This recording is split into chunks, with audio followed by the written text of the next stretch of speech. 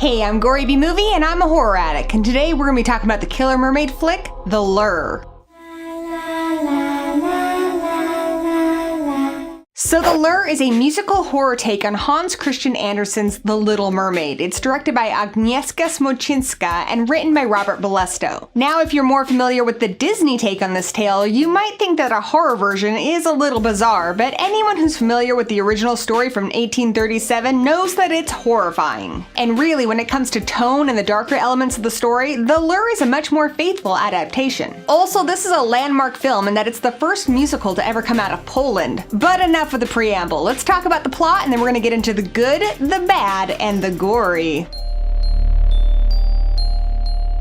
The movie opens with two young mermaid sisters named Golden and Silver. Now, these mermaids are a bit like sirens in that they use their voices to lure humans to them for food. However, Silver falls in love from afar with a young man she sees on shore with his parents. So the girls take humans off the menu and sing a song to calm these people and let them know that they have no intention of hurting them. The boy's mother is very excited about having discovered mermaids, so she takes the girls to a local cabaret where the family performs. She introduces them to the manager and asks to have the girls join their act. The manager is naturally skeptical. Golden and Silver appear to be normal human girls, but when water is splashed on their legs, their tails are revealed and he's like, hot damn, this is gonna make a ton of money. So the girls join the act and move in with the family, and in the beginning, everything is great and they're a huge success. But things quickly sour. Golden can't subdue her urge to eat people, and Silver discovers that Mietik, the boy she's in love with, sees her as nothing more than a fish, so he's not romantically interested in her. You might remember the actor who plays Mietik, Jacob Giersal, from Dracula Untold. Then again, if you saw Dracula Untold, you probably blocked that shit out. You're also probably wondering what the big deal is. I mean, the girls have human legs, so it's not like they have to go through all that sea witch bullshit that Ariel went through in the Disney version. Well, the difference here is that while the girls appear to be human when they dry out, below the waist, they lack definition. They're like flippin' Barbie dolls down there. This makes having sex with human men problematic. They do have a slit they can use in their tails, but understandably, that tends to freak most dudes out. Anyhow, Silver is not so easily dissuaded. She's gonna get her man if it kills her, and it just might. A merman they know named Triton warns Silver that if she cuts off her tail, she'll lose her singing voice. Which would be a problem. She works at a nightclub, singing is what bonds her to her sister, and she needs her siren call to influence humans. He also tells her that if she makes the sacrifice anyway, and Mietik ends up marrying someone else, she'll have to kill him by daybreak after his wedding, or she'll turn to seafoam.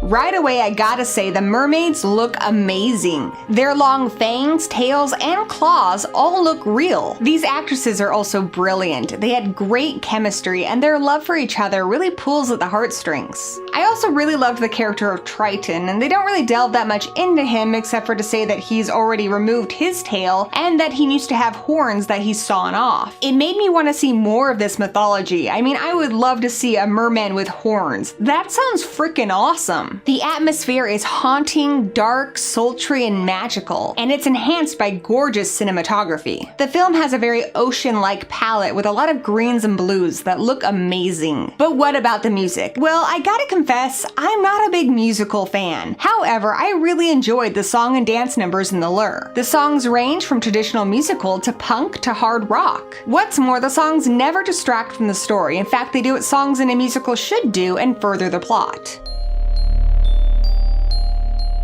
For the most part, I thought the pacing in The Lure was pretty good, but it does meander a bit in the middle. There were also a few plot points that I found a little confusing. There were a few characters that were introduced out of the blue and I didn't know who they were, and other characters that just seemed to disappear and I didn't know where they went or if they died or, well, what happened to them. There were also a few moments that seemed so dreamlike that I had a hard time figuring out if what was happening on screen was really happening in the narrative. I may need to rewatch this a few times before I truly understand everything that happened in the film, but one thing to keep in mind is that this movie works on fairy tale logic. It's not a bad thing, but it can be difficult to wrap your head around. My best advice is to just go with it. Put your logic aside and let the movie take you where it needs to go.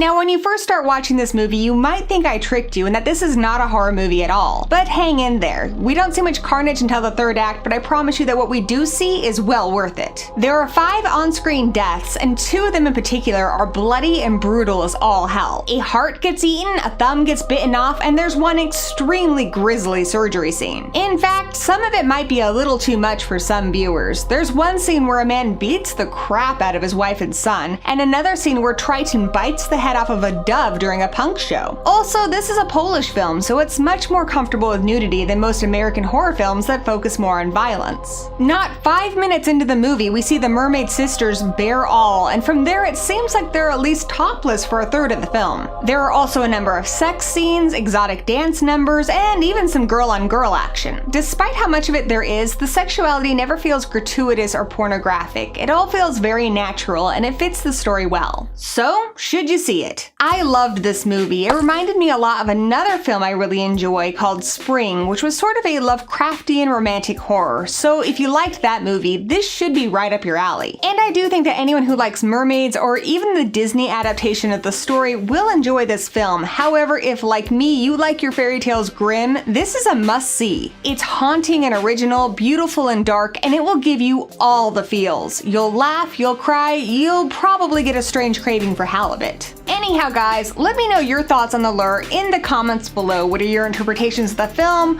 What'd you like about it? What you didn't like about it? Or if you haven't seen it, are you gonna? And I would love to know, what is your favorite fairy tale adaptation? Off the top of my head, I loved this movie, I loved the take of Little Red Riding Hood and Company of Wolves, and I loved Marissa Meyer's book Cinder. But that's it for me today. I will see you guys again tomorrow for more Shocktober. Thanks for watching. Cut!